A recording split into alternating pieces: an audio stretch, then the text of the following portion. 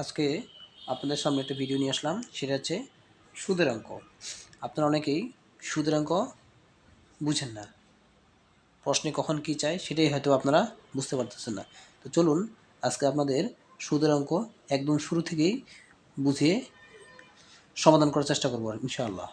তো আমরা সাধারণত মনে রাখতে হবে, একটি সুদ অঙ্কের মধ্যে সাধারণত যে প্রশ্নগুলো করা হয় সেখানে সুদ বা মুনাফা অথবা আসল অথবা মুনাফার হার অথবা সময় অথবা সুদ আসল যে কোনো চাওয়া হয়, যে কোনো একটা।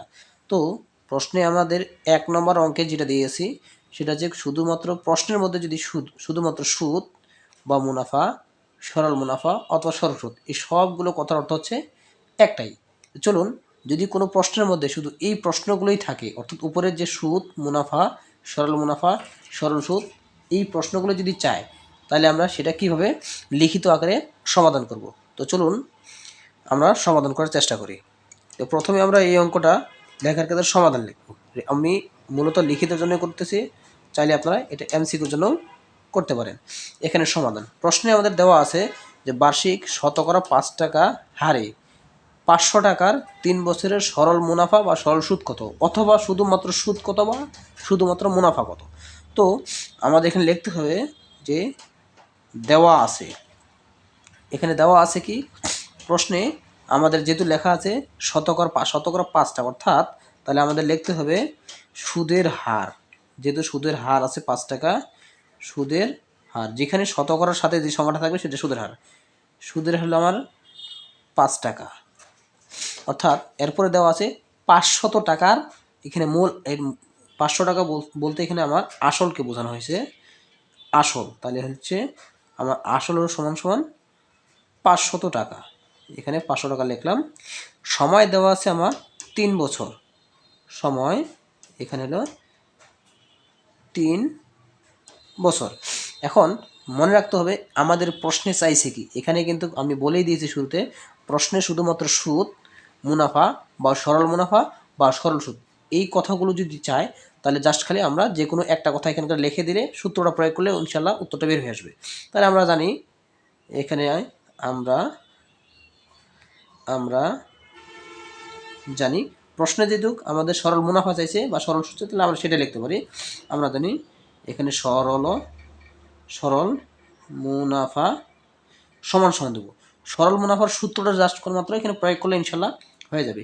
সরল মুনাফার সূত্র হচ্ছে এখানে আসল গুণন সময় গুণন সুদের হার। আমরা নিচে শুধুমাত্র 100 বসিয়ে দেব, 100 বসিয়ে দিলে ইনশাল্লাহ আমাদের উত্তরটা বের হবে। তাহলে আসল হচ্ছে আমার 500 টাকা, সময় কত, সময় হচ্ছে আমার 3 বছর, গুণন সুদের হার হচ্ছে আমার 5 টাকা। তাহলে নিচে আমার দেওয়া আছে 100 টাকা। এখন আমরা জাস্ট খালি অঙ্কটা কাটাকাটি করে উত্তর মিলিয়ে দেবো। এই শূন্য কাটা, এই শূন্য আমাদের কাটা, তাহলে আমাদের নিচে 1 থাকলো, 1 থাকা যেই না থাকে একই কথা। তাহলে হচ্ছে 3 5 15, 5 15 হলো আপনার 75, অর্থাৎ আমার মুনাফার হলো 75 টাকা, সরল মুনাফা 75 টাকা। এটাই হলো আমার এই প্রশ্নের অ্যান্সার। তো চলুন, এখানে যেহেতু আমাদের সরল শুধুমাত্র সুদ বা মুনাফা পেয়েছি, এখানে এবারে আমরা সময়ের দিয়ে একটা সূত্র বের করব। তাহলে এবারকার অঙ্ক নম্বর 2 লেখা আছে এখানে বার্ষিক 8% হারে কত বছরে। এখানে বছর বলতে আমাদের অবশ্যই বুঝতে হবে এখানে সময়কে চাওয়া হয়েছে। তাহলে আমরা এই অঙ্কটাও সমাধান করব। মনে রাখবেন প্রশ্নের মধ্যে যদি সময় চায়, এর আগেরটাকে আমরা করছিলাম সুদ অথবা মুনাফা, প্রশ্নে এবার শুধুমাত্র সময় চাইলে আমরা সেটা কিভাবে লিখিত সমাধান বা এমসিকিউ করব। তাহলে আমরা লিখব, এখানে সমাধান লিখি,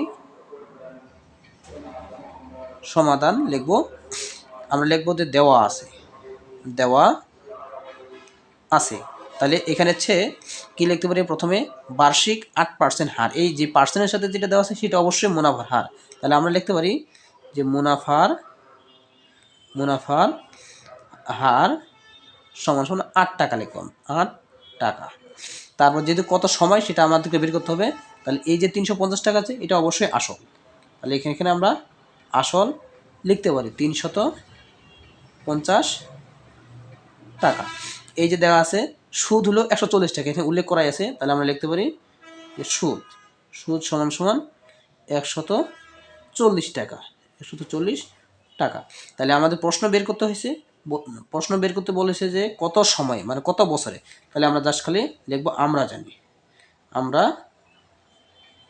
জানি। এখানে আমরা সময়টা উল্লেখ করবো, যদি বছরের কথা বলছো তাহলে আমার নিশ্চয়ই বুঝতে হবে সময় চাইছি, তাহলে আমরা লিখতে পারি সময়। তাহলে সময়ের একটা সূত্র আছে, উপরে লিখবো 100 গুণন মোট সুদ, আর নিচে লিখবো আসল গুণন সুদের হার। এখন জাস্ট খালি মানগুলো বসিয়ে দিলে আমাদের উত্তরগুলো হয়ে যাবে। তাহলে আমরা 100-র জায়গায় 100 বসালাম। মোট সুদ, এখানে মোট সুদ বলতে আমার 140 টাকা উল্লেখ করাই আছে, আর নিচে আসল হলো আমার 350 টাকা, আর সুদের হার হচ্ছে আমার 8 টাকা। এখন আমরা এটা কাটাকাটি করব, এটার সাথে যদি আমি এই 0 কেটে দিই, এটাকে যদি আমি 7 দিয়ে কাটি তাহলে 2, এটাকে যদি আমি 7 দিয়ে কাটি তাহলে হচ্ছে আমার 5। এখন এটা দিয়ে যদি আমি 8কে কাটি তাহলে হচ্ছে আমার 4, এটা দিয়ে যদি আমি এখন এই 25কে কাটি,